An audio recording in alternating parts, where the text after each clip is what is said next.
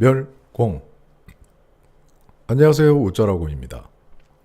오늘은 여러분들이 가장 관심 있게 지켜보고 계신 이재명 공직선거법 위반 사건, 그 파기환송심 재판의 결말과 함께 만약 이재명이 유죄 판결을 받으면 실제로 어떤 일이 벌어질지 오늘 완벽하게 정리해 드리겠습니다. 6월 8일 우쩌라고의 정치라디오 시작하겠습니다. 먼저 현재 사건의 핵심부터 빠르게 다시 한번 짚어드리겠습니다. 이재명은 2024년 20대 대통령 선거 기간 중 백현동 부지 관련 발언과 김문기 전 성남도시개발공사 처장과의 관계에 대한 발언을 통해 허위 사실을 공표한 혐의로 기소됐습니다.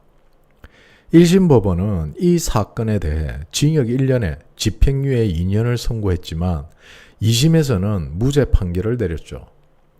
그러나 올해 5월 1일 대법원이 2심 무죄 판결을 완전히 뒤집고 유죄 가능성을 분명히 하며 사건을 서울 고법으로 돌려보냈습니다.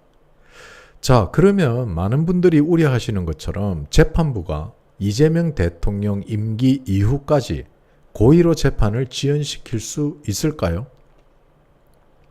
이 부분은 확실히 못을 받고 가겠습니다. 현행 형사소송법에 따르면 재판은 반드시 신속히 진행되어야 합니다. 정치적 상황, 특히 대통령 임기 종료를 기다리기 위해 재판을 연기하는 것은 절대 법적으로 허용되지 않습니다. 물론 재판 연기 자체는 불가능하지 않습니다. 정인이 출석하지 못하거나 중요한 증거의 추가 확보가 불필요한 경우 등에는 일시적으로 연기가 가능합니다. 하지만 이 경우에도 무기한 연기나 임기 이후까지 재판을 지연시키는 행위는 명백한 위법이고 직무유기이며 상급 법원이나 법원 행정처의 감찰 대상이 됩니다. 즉, 현실적으로 거의 불가능한 상황이라는 거죠. 자, 그럼 이제 본격적으로 이번 파기환송심에서 나올 수 있는 판결 결과를 예측해 보겠습니다. 법조계와 과거 판례를 종합적으로 분석하면 이번 파기환송심에서 가장 가능성이 높은 시나리오는 대법원의 취지대로 유죄 판결이 선고되는 것입니다. 대법원이 이미 명확하게 유죄 가능성을 제시한 상황에서 재판부가 이를 정면으로 무시하고 다시 무죄 판결을 내릴 가능성은 거의 없다고 보셔도 됩니다. 가장 현실적인 판결은 대통령 신분과 정치적 파장, 사회적 영향을 감안하여 징역 1년, 집행유예 2년 정도의 판결을 내리는 것입니다. 벌금형 가능성도 있긴 하지만 사건의 성격상 매우 낮다고 판단됩니다. 자, 그럼 이재명 대통령이 실제로 유죄 판결을 받으면 구체적으로 어떤 일이 벌어질까요? 이 부분을 하나씩 자세히 짚어보겠습니다. 첫째, 공직선거법 위반으로 징역형 또는 100만 원 이상의 벌금형이 확정되면 이재명은 즉시 대통령직 상실 위험에 직면합니다. 대통령은 헌법상 내란이나 외환죄를 제외하고 재직 중 형사소출을 받지 않지만 이미 진행 중인 사건에서 임기 중 유죄가 확정되면 대통령 신분과는 무관하게 당선 무효 또는 직위 상실 사유가 발생합니다. 즉, 유죄 판결이 확정되는 순간 대통령직에서 물러날 수밖에 없습니다. 둘째, 대통령직이 상실된 경우 대한민국은 즉각적으로 거리 상태가 되어 조기 대선을 다시 치러야 합니다. 그 기간 동안에는 국무총리가 대통령 권한대행을 맡게 되며 정치적 혼란이 불가피해집니다. 셋째, 이재명 대통령 개인적으로는 유죄 확정으로 피선거권까지 박탈될 가능성이 높습니다. 즉, 향후 최소 5년간은 다시 대통령이나 국회의원 등 선출직 공직자로 출마할 수 없습니다. 이는 사실상 이재명의 정치적 생명이 끝나는 것을 의미하죠. 넷째, 이재명 개인적 문제를 떠나 민주당과 친 이재명 진영이 받게 될 정치적 타격은 매우 클 것입니다. 대통령의 임기 도중 당선 무효가 확정된다는 것은 전례 없는 정치적 충격이 되며 향후 상당 기간 민주당이 정치적 신뢰를 회복하기 어려워질 가능성이 높습니다.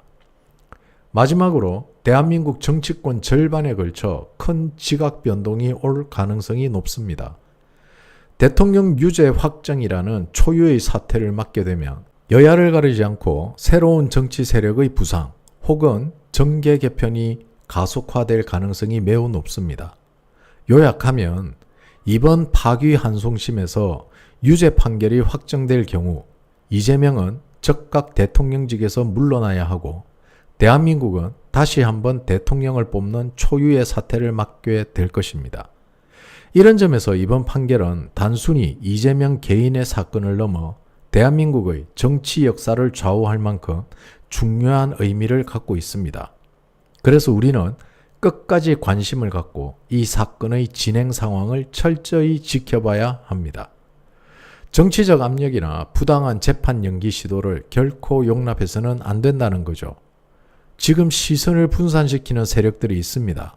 우리가 지금 가장 집중해야 될 것은 이재명의 재판입니다. 여러분들이 관심을 가지고 공론화를 시켜주셔야 법원도 민주당도 눈치를 보게 되는 겁니다. 반드시 집중해서 이재명 재판을 공론화시키고 여론으로 압박해야 됩니다. 여러분들의 힘을 보여주십시오. 그리고 일부에서 민주당이 12일 이재명 재판 중지를 추진한다고 하는데 이거는 헌법 제84조의 대통령 재직 중 형사소추 불가를 확대 해석해서 진행하고 있습니다. 국회 통과 요건으로 상임위의 본회의 통과가 필요하고 제적 과반 이상이 찬성하면 본회의에서 통과가 됩니다. 현재 민주당이 과반 이상이기 때문에 민주당이 얼마든지 통과시킬 수 있죠. 하지만 이걸 공포하기 위해서는 국무위원회 찬성이 필요합니다. 그런데 국무위원이 현재 제적에 9명뿐이 되지 않기 때문에 미달이 되어서 대통령이 법률안을 공포를 할 수가 없습니다. 그렇기 때문에 이재명이 재판을 받지 않을 거라고 하는 이야기는 터무니없는 이야기라는 걸 다시 한번 말씀드리겠습니다. 이렇게 하면은요, 사법 독립의 침해에 대한 논란도 생기고 재판 중단 시 정치적 면책 논란이 확대될 겁니다. 그리고 헌재의 위헌 심판 청구 가능성도 높아지겠죠. 이래나 저래나 정치적 논란이 일 수밖에 없습니다. 이 점 참고하시기 바랍니다. 멸공